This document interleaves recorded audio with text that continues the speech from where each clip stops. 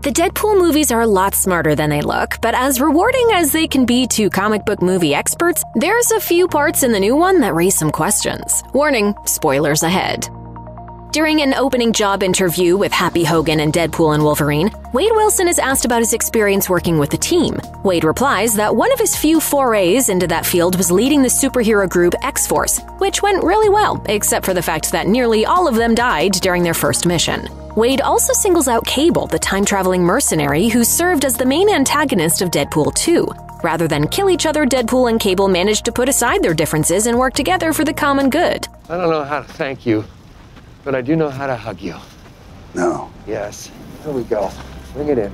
Come on. The implication is that Cable and the Merc with the mouth are now pals, and that Cable would have the opportunity to carve out a new life for himself not defined by his trauma. Unfortunately for fans of the character, Deadpool seems to consider Cable deceased, considering that even X-Force member Shatterstar is shown alive and well in Deadpool and Wolverine after being brutally killed in Deadpool 2. Both Cable's absence and the nonchalant explanation for it are extra puzzling. Even though Deadpool tries to play it off with quips and jokes, there's no denying that there's a Cable-shaped hole in Deadpool and Wolverine.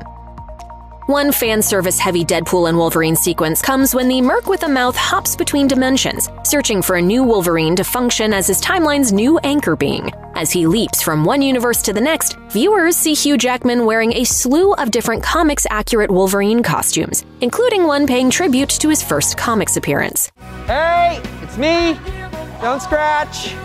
Just cleaning up the timelines. Even social media users who couldn't stop envisioning Henry Cavill as Wolverine get to briefly see that startling casting come to fruition. What's puzzling about this sequence, though, is that Deadpool faces no challenges from the Time Variance Authority forces along the way. Despite being decidedly on the TVA's bad side after slaughtering so many of its agents, Deadpool strolls across timelines like he's sauntering through rooms of an empty house. It's a strange detail that makes one of the MCU's most omnipotent organizations seem a little less powerful. After all, if they can't catch Deadpool by using their tech to travel between timelines, how powerful can they be?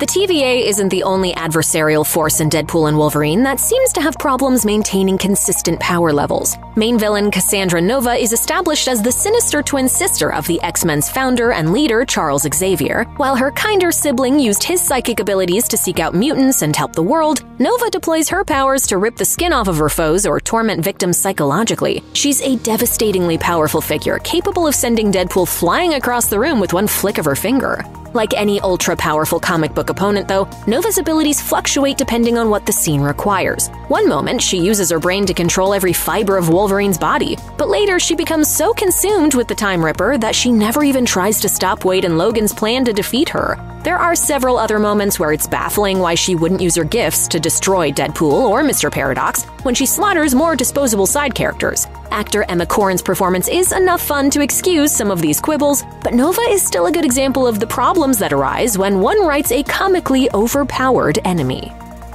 Unless stated otherwise, familiar Marvel characters in The Void, the Wasteland at the End of Time ruled by Cassandra Nova, are supposed to be previously established versions of those heroes or villains. Johnny Storm is back from the original Fantastic Four movies, as are Blade and Elektra from their respective franchises. Remember me? It doesn't seem far-fetched they'd be here, since all three were alive and well the last time audiences saw them. More confusing, though, is the army of minions that Cassandra Nova has assembled. That horde of adversaries is a grab bag of evil mutants from previous X-Men movies, including folks like Toad, Lady Deathstrike, Azazel, and Sabretooth. What's strange, though, is that most of those mutants died the last time they were on screen. Toad was struck by lightning, Deathstrike was injected with heavy doses of adamantium, and Azazel was killed in between First Class and Days of Future Past. Some members of Nova's team, like Psylocke or the Blob, don't raise any questions with their presence since they never canonically perished. However, it's not fully clear whether many of these villains are the originals or variants from other universes, making it all the more puzzling how many of them got there. The obsession with tickling people's nostalgia raises some thorny timeline questions when it comes to these background baddies.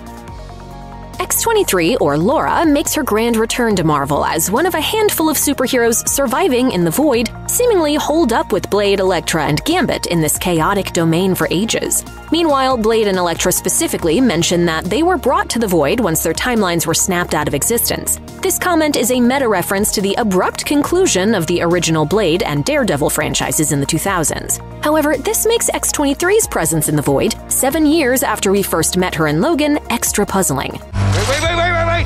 Time! The opening sequence of Deadpool and Wolverine firmly establishes that Logan takes place in the same universe as this movie. This means that the Logan incarnation of X-23 also exists in Deadpool's universe, which is now on the chopping block. Why then would the TVA dump X-23 in the Void? Isn't her timeline about to get wiped out anyway in a matter of days? That event should do the work for them and leave no chance of X-23 coming back. Getting to see Jackman and Keane interact with one another again after Logan is a nice surprise. However, trying to break down how X-23 is present in the Void just hammers home the innately impenetrable nature of many multiversal stories. Mr. Paradox's big evil plan involving the Time Ripper machine is clear. He's tired of how long it takes to eradicate defunct timelines, so this machine will speed up the process. First to go is Earth 10005, the universe that Wade and other Fox Marvel characters call home. What's more confusing is Mr. Paradox's launch plan for the Time Ripper. This machine is set up at a subway station across the street from Wade's apartment that doubles as a TVA base. However, it's utterly perplexing why Mr. Paradox and his TVA goons are all operating a Time Ripper machine within a timeline they plan to eradicate immediately. If Mr. Paradox's plan is brought to fruition, he and those TVA employees will be wiped out along with all of the Fox Universe's inhabitants. Why Paradox's crew can't just operate this instrument from the TVA's headquarters or another timeline is never clear. Of course, from a dramatic standpoint, it only makes sense to bring Wolverine and Deadpool's attempt to stop the Time Ripper to the home turf that Wade's been fighting for. However, within the established rules of Deadpool and Wolverine, Mr. Paradox's Time Ripper strategy seems counterintuitive at best and downright suicidal at worst. At Wade's birthday party early on in Deadpool and Wolverine, it's quietly revealed that he and Vanessa have broken up. To further hammer this point home, Vanessa divulges that she's now seeing a man named Dalton. His life sounds quiet and dull, but Vanessa is happy. She inquires if Wade is seeing anybody and he responds in the negative, making it clear that he's still in love with her. It's just another way that he feels like his life is a bit on the insignificant side. That perception changes by the end of Deadpool and Wolverine, with all those multiversal shenanigans reminding Wade how important his friends are. In the film's closing scene, it's even implied that Wade and Vanessa will reunite as the two flirt with one another at the dinner table. That new lover in Vanessa's life is never mentioned in this sequence, nor is he ever referenced again as the movie comes to a close. Initially lingering on this revelation before abandoning it is both inexplicable and deeply frustrating. The Wolverine we meet in Deadpool and Wolverine is not the version of Wolverine that audiences are familiar with from Logan and the X-Men movies. Instead, it's the worst Wolverine from an alternate timeline, a boozy hero in a yellow supersuit tormented by regret. I told you, you're not welcome here. You're not welcome anywhere. Now get the out of my bar. Just give me one more drink and then I'll leave. Deadpool's whole reason for plucking that particular Wolverine out of his dimension is to supply his universe with a replacement anchor being. Such a figure could, in Wade's mind, save his timeline. That plan, of course, doesn't really work, and an adventure that briefly threatens the entire multiverse ensues. Once everything is said and done, that worst Wolverine sticks around and even becomes a fixture of Wade's social circle. However, Mr. Paradox previously made it clear that removing anchor beings is a risky endeavor. It's a task that dooms a timeline to destruction. The mind reels at the dark implications of this alternate Wolverine, presumably the anchor being of his timeline, sticking around in a new universe. As he chortles with Wade and pals over dinner, Wolverine's original timeline is undoubtedly being pruned by the TVA or otherwise crumbling out of existence. Keeping this Wolverine around offers audiences hope that Ryan Reynolds and Hugh Jackman will reunite again in the MCU. However, the rules of the Deadpool and Wolverine multiverse paint a dark picture of this friendship's lasting consequences.